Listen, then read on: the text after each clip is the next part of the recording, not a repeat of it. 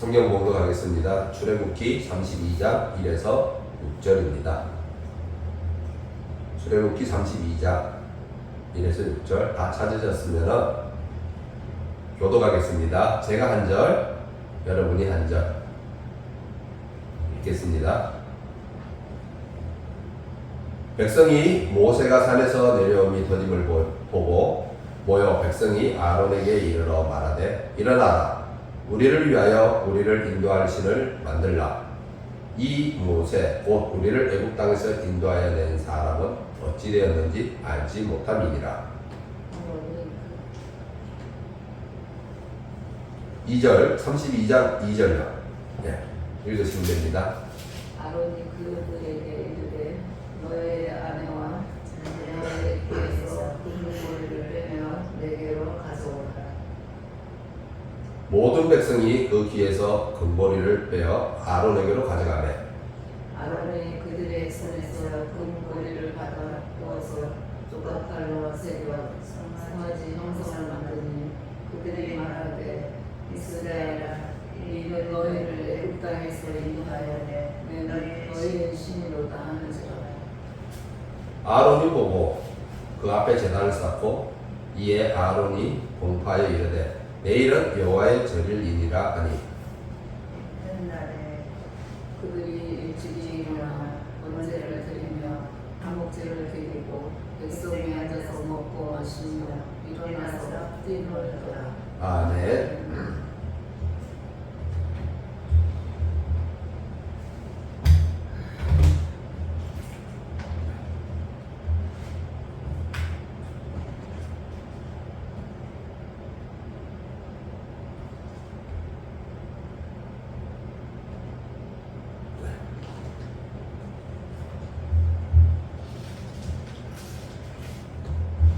반갑습니다.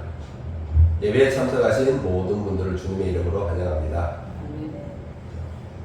더위가 조금 누그러지기는 했는데 그래도 낮에는 여전히 30도로 올라가는 더위가 있습니다. 아침 저녁으로 기온차가 나는 계절이 돌아왔으니 건강 유의하시기 바랍니다.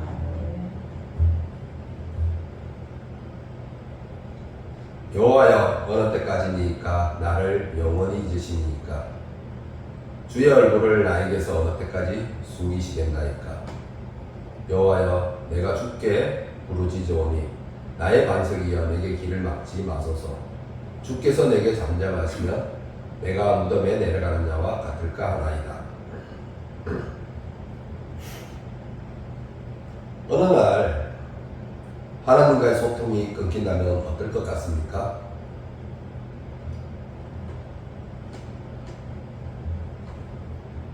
내가 하나님의 은혜로 즐거움으로 하나님을 쫓아 이렇게 왔는데 그런데 어느 날 내가 상황이 어려워집니다. 내가 공경에 처합니다.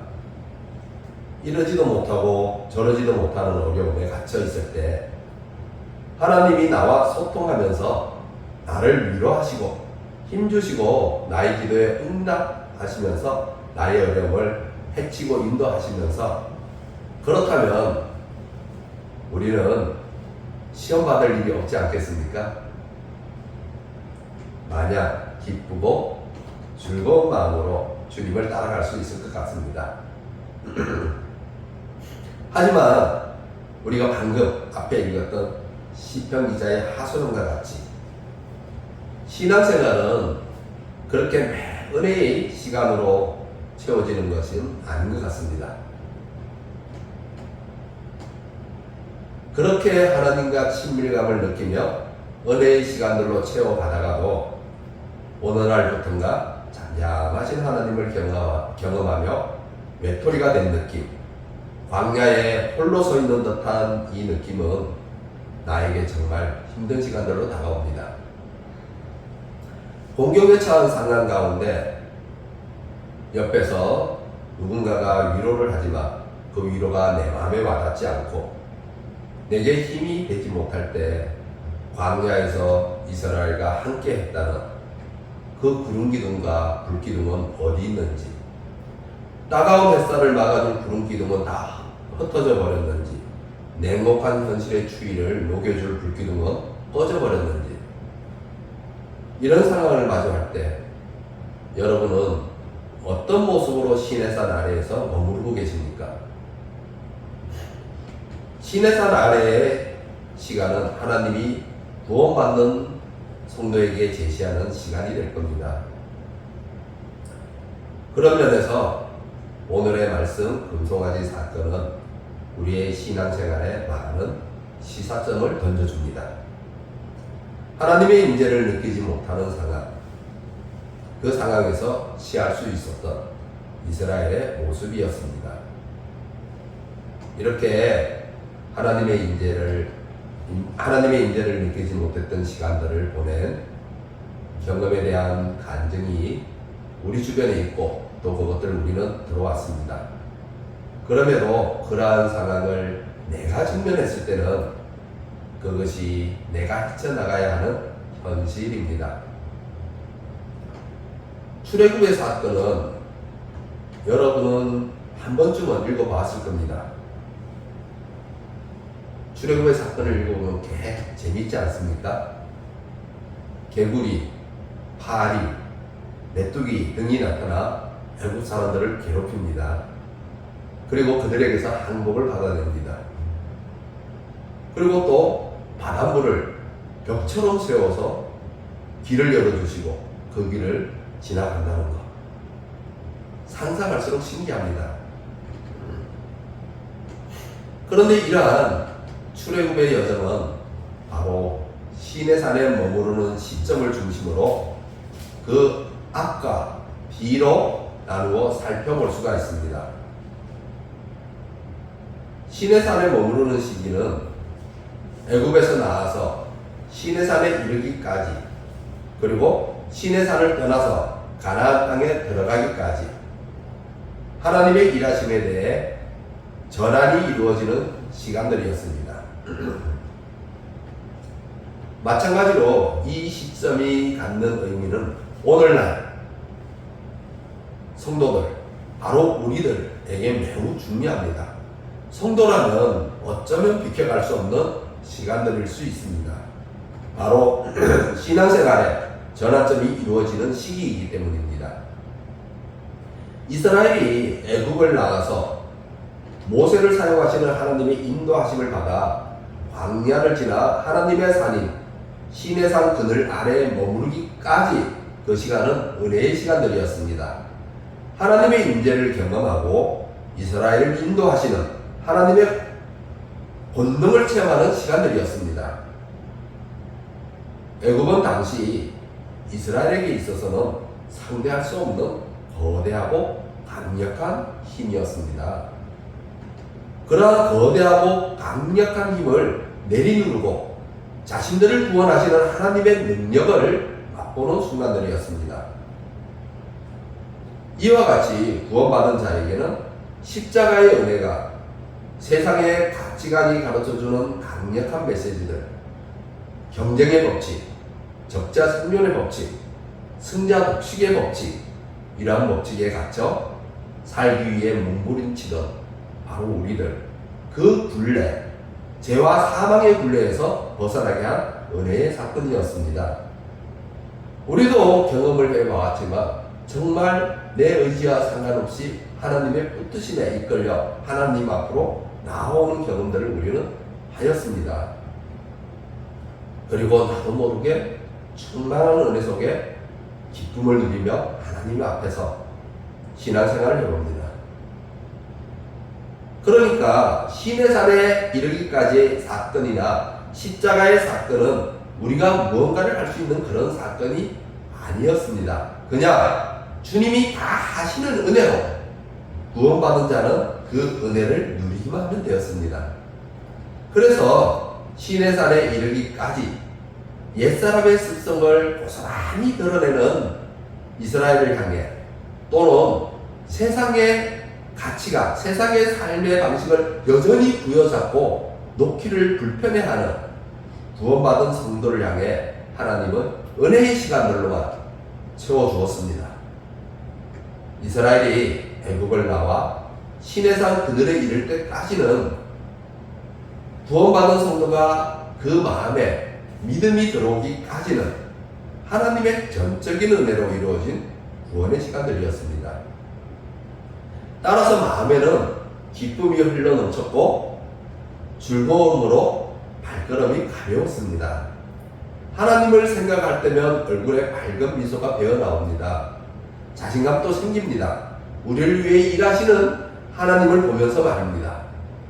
그래서 은혜로 이루어지는 구원, 그 시간들은 은혜를 맛보는 시간들이며 우리가 그동안 거부했던 그 뻔뻔함을 뒤로하고 하나님께 나아가 매달리고 다가갈 수 있는 하나님과의 만남의 시간이 되었습니다.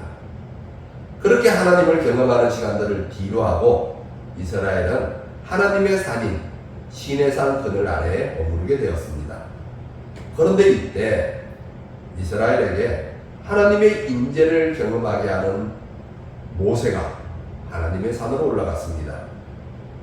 이스라엘은 하나님과의 소통이 지연되기 시작했습니다. 모세는 하나님과 이스라엘을 연결하는 바로 중재자 역할, 또 소통자 역할을 했기 때문입니다. 그렇게 소통이 끊긴 지 오랜 시간이 지나가고 있었습니다. 그런데 이 경우 이스라엘의 상황이 평안했다면 어땠을까요? 그렇다면 이스라엘이 모세가 내려올 때까지 그냥 마냥 참고 기다릴 수 있었을까요? 여하튼 이스라엘이 처해 있는 상황은 그렇게 좋은 편이라고 말할 수 없습니다. 말이 산밑이라고 하지만 그곳은 광야였습니다. 하루 종일 눈을 뜨고 보아도 풀과 초목은 정말 보기가 힘들고 대부분은 자갈과 흙먼지만 시야에 들어오는 곳이었습니다. 햇빛 하나 피할 데가 없고 추위를 맞을 데가 없습니다. 물론 그들에게는 구름기둥과 불기둥이 함께 했다고 했지만 말입니다. 우리는 출애굽의 이야기를 하나님의 말씀으로 읽고 있기 때문에 이스라엘이 처한 상황에 대한 불편함을 인식하지 못한 상태에서 보게 됩니다. 그런데 우리가 이 상황에 대한 시점을 살짝만 바꾸어서 이스라엘의 기행문으로 읽어보면 그 광야에서의 상황이 얼마나 안 좋은 것인지를 조금은 더 실감할 수 있을 겁니다. 그들은 생사를 넘나드는 모험을 하고 있는 겁니다. 아무리 많은 사람이 모여있다 하더라도 여자와 어린애를 제외하고도 남자 상정만 60만이라고 했습니다. 정말 많은 사람이 이동을 했습니다. 여자와 어린애까지 합치면 거의 200만에 다다른다고 합니다. 이렇게 200만에 다다르는 인구가 있다 하더라도 그것은 광야에 비하면 숫자에 불과합니다. 그래서 그 숫자가 걸어서 광야를 통과시켜주지 못합니다. 광야에서 모두 죽을 수 있는 아주 위험한 생명을 거는 일이었습니다. 따라서 그들이 말하는 내려옴이 더디, 여기 우리 본문 출애굽기 32장 1절에 보면은 이스라엘 백성이 이렇게 말하지 않습니까? 모세가 산에서 내려옴이 더딤을 보고 이렇게 말하고 있습니다. 예. 그러니까 이 내려옴이 더딤이란 이 말이 단순히 모세가 늦게 내려오는구나 이렇게 말하는 단순히 늦는다는 의미가 아닙니다. 이 말 속에는 그들의 불안한 마음이 담겨 있었던 겁니다. 모세를 의지해서 애굽에서 나와서 시내산까지 왔는데 이렇게 시내산까지 온 이스라엘에게는 바로 생존의 문제였기 때문입니다. 이렇게 중요한 순간에 중보자인 모세가 시내산에 올라갔습니다. 그리고 내려오지를 않고 있습니다. 하나님과의 소통이 막혀 있습니다. 하나님과 유일한 소통 통로인 모세가 내려오지 않다 보니 군중 속에서 이제 웅성웅성 불만과 불안의 말들이 쏟아져 나오기 시작했습니다. 그들은 그 상황에서 이러지도 못하고 저러지도 못하는 상황이었습니다. 그 황량한 광야에서 애굽으로 돌아갈 수도 없고 그렇다고 가나안으로 나아갈 수도 없었습니다. 이와 같이 우리에게도 언젠가부터 나를 위해 일하시는 하나님이 경험하지 않는 때가 있습니다. 그런데 그때 내 상황이 괜찮은 편이라면 아마도 하나님의 부재에 대해서 무감각할지도 모릅니다. 하지만 내 상황이 매우 안 좋아져 공경의 상황에 처하거나 어려움을 겪고 있으면, 그래서 매우 고통의 시간들을 보내고 있으면 어떻겠습니까? 그렇게도 내게 은혜를 주시며 내 마음을 기쁘게 하시는 그 하나님이 갑자기 어느 날 조용해지신 겁니다. 아무리 기도하고 아무리 불러봐도 하나님의 임재가 느껴지지 않습니다. 이러한 상황에 대해 성경 기자의 표현을 빌려서 말하면, 내가 탄식함으로 피곤하여 밤마다 눈물로 내 침상을 띄우며 내 요를 적셔도, 내가 낮에도 부르짖고 밤에도 잠잠하지 아니해도 응답하지 아니하시는 하나님으로 인해서 제 가운데에 앉아서 질그릇 조각을 가지고 내 몸을 긁고 있어도 나를 살피시고 있는지 아니면 어떤지 알 수가 없습니다. 그러면 어떻습니까? 마음이 불편해지고 힘들 수밖에 없지 않습니까?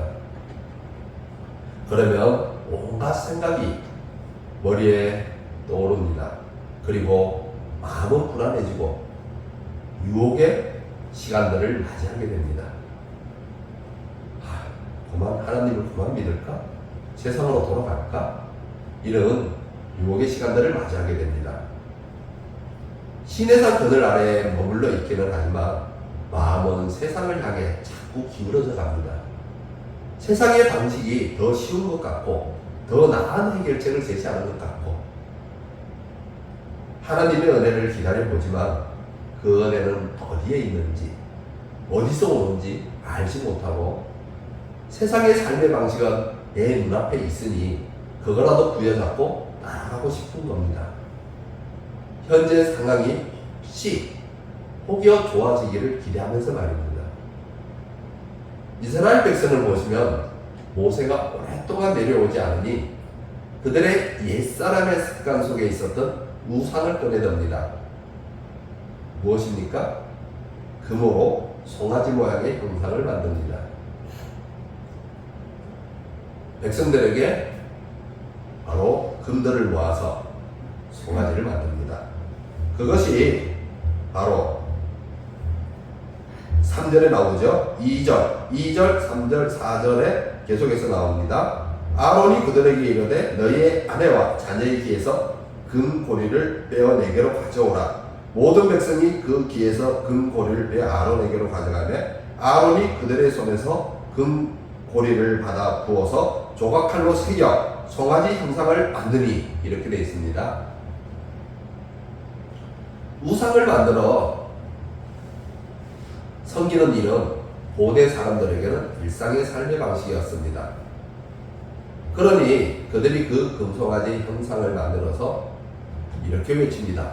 이스라엘아, 이는 너희를 애굽 땅에서 인도하여 낸 너희의 신이로다.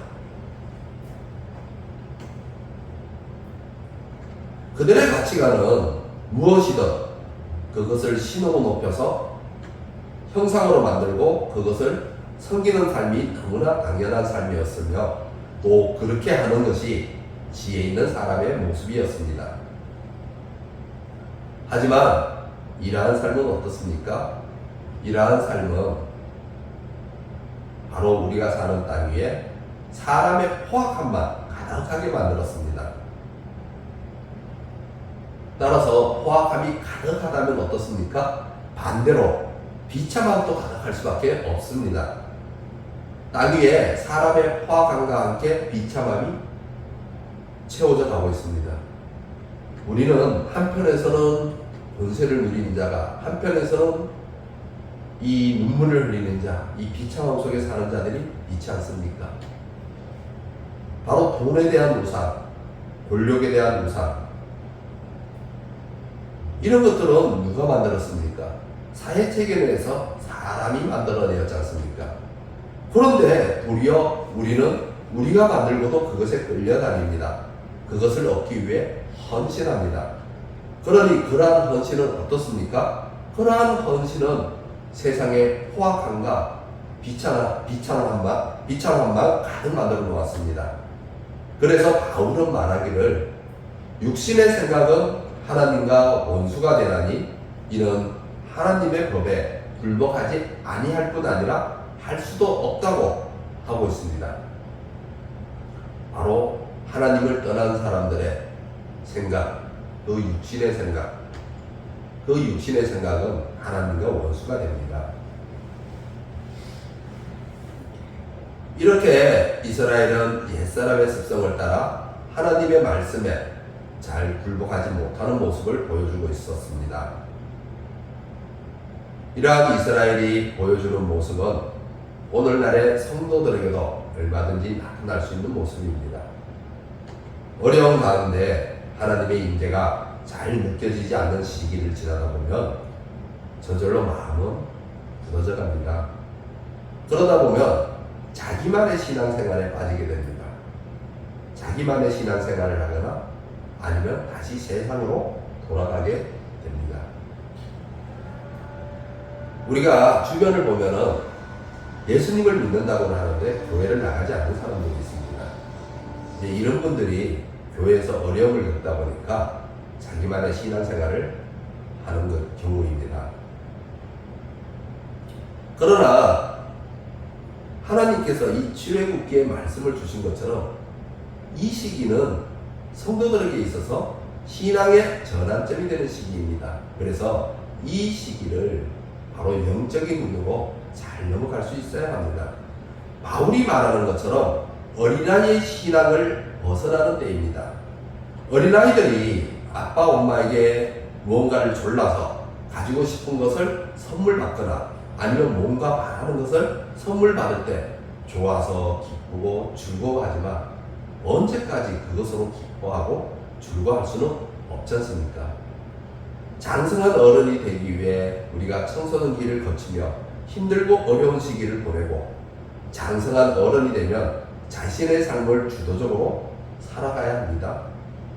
또한 부모로부터 무언가를 받으려 하기보다는 도리어 어떻게 하면 부모님을 기쁘게 할 수 있을까 해야 하지 않겠습니까? 우리의 믿음도 이와 같습니다. 이와 같이 이스라엘은 시내산 그늘 아래에서 하나님이 그동안 보여주신 은혜의 사건들이 있지 않습니까? 그 은혜의 사건들을 묵상하며 믿음을 성장시켜 하나님을 기쁘게 하는 장성한 믿음으로 나아가야 했습니다. 그런데 그렇지 못했습니다. 어린아이의 모습을 벗어나는데 실패를 했습니다. 그냥 어린아이의 모습에 머물러 있었습니다. 이렇게 이스라엘이 어린아이의 모습을 보이고 있을 때 그러면 하나님은 무엇을 하고 있었을까요? 하나님은 그들이 새 생명 가운데서 행하게 하시려고 준비하고 계셨습니다. 그들과 함께 가나안 땅에 들어갈 준비를 하고 있었습니다. 즉 시내산 아래에서 하나님의 침묵의 시기는 이스라엘에게는 하나님의 일하심을 믿고 기다리며 믿음이 장성하는 시기여야 했으며 하나님에게는 이스라엘이 새 생명 가운데서 행하게 하기 위해 준비하는 시기로 가나안 땅에 함께 가기 위해 준비하는 시기였습니다. 이스라엘이 시내산까지 온 것은 애굽에서 벗어나는 구원의 사건이었지만 그들이 시내산을 떠나서 언약의 땅인 가나안 땅으로 들어가는 것은 이제 새 생명 가운데 행하는 발걸음이었습니다. 마찬가지로 성도에게 십자가의 은혜와 또 믿음의 씨앗을 내 마음에 주시는 성령님의 그 은혜는, 성령님의 그 역사는 바로 각 개인, 믿는 성도 각 개인이 죄와 사망의 법에서 벗어나는 구원의 사건이지만, 구원 이후 말씀에 순종해 나가는 발걸음은 천국을 침노하는 발걸음입니다.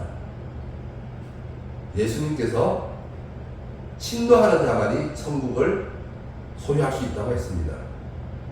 그래서 우리는 천국을 침노하는 발걸음으로 나아가야 합니다. 그래서 하나님의 침묵의 시간은 이스라엘이 새 생명 가운데서 행하게 하기 위해 율법과 계명과 또 하나님이 이스라엘과 함께 동행하기 위해 성막 제조에 대한 매뉴얼을 모세에게 제공하고 있었던 시간이었습니다. 모세가 시내산에 올라간 40일 동안의 말입니다. 그래서 이 40일은 이스라엘에게는 침묵의 40일이었고, 그 침묵의 40일은 하나님이 이스라엘을 위해 준비하고 계신 40일이었습니다. 이렇게 시내산 그늘 아래에서의 하나님의 침묵의 시기는 40일이었지만은, 그렇지만 오늘날 주님을 믿는 성도들에게는, 그 성도들 누군가에게는 4개월이 될 수도 있고 또 누구에게는 4년이 될 수도 있습니다. 또 아주 길게는 40년이 될 수도 있습니다. 그러한 오랜 기다림 속에 우리가 믿음을 성장시키며 장성한 그리스도의 장성한 분량에 이르는 그 믿음을 키워 나갈 수 있어야 합니다. 아멘. 하지만 내게 응답이 없는 그 40일, 그 40일은 하나님이 준비하시는 40일이며, 내게 응답이 없는 4개월, 그 4개월은 하나님께서 준비하시는 4개월이며, 내게 응답이 없는 4년은 하나님께서 준비하시는 4년입니다. 우리는 이 사실을 오늘의 말씀을 통해 믿음으로 받아들일 수 있어야 합니다. 나를 구원하셨지만 하나님은 또 나를 만들어 가십니다. 나를 만들어 가시기 위해 하나님은 준비하고 계십니다. 이스라엘이 가나안 땅으로 향해야 하듯이 우리도 저 천성을 향해서 계속해서 발걸음을 옮겨야 하기 때문입니다. 우리가 구원받았다고 저 바로 문턱에서, 구원받은 문턱에서 주저앉아 있으면 어떻게 되겠습니까? 바로 구원받은 문턱에서 주저앉아서 더 이상 일어나지도 않고 가지를 않습니다. 그러면 안 됩니다. 사랑하는 성도 여러분, 하나님의 응답을 받지 못하는 하나님의 침묵의 시간을 보내고 계십니까?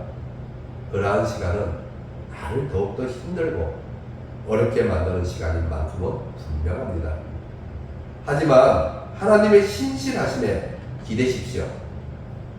나를 구원하신 하나님이 나를 구원의 문턱에 주저앉혀 놓지는 않습니다. 우리의 두 다리에 힘을 부어주십니다. 그리고 우리로 하여금 나아가게 합니다. 우리가 저 천성을 향해 나아가게 하기 위한, 우리를 위한 하나님의 준비하심이 있습니다. 그 시간은 하나님이 우리를 만들어가는 시간입니다. 하나님 나라를 신도하는 자가 되도록 말입니다. 이에 대해 바울은 이렇게 말합니다. 우리가 환난 중에도 즐거워하나니 이는 환난은 인내를, 인내는 연단을, 연단은 소망을 이루는 줄 알미로다. 소망이 우리를 부끄럽게 하지 아니함은 우리에게 주신 성령으로 말미암아 하나님의 사랑이 우리 마음에 부은 바 됨이라고 하고 있습니다. 우리에게 있는 소망은 우리를 부끄럽게 하지 않습니다. 그 소망을 진심으로 즐거워하는 자는 하나님의 신실하신 은혜를 맛보게 될 겁니다. 사랑하는 성도 여러분, 하나님의 친구 계시기에 우리에게 있는 소망으로 그 시간을 인내하십시오. 그리고 나를 향한 하나님의 준비하심의 은혜를 맛보기를 주님의 이름으로 소망합니다. 아멘. 기도하겠습니다.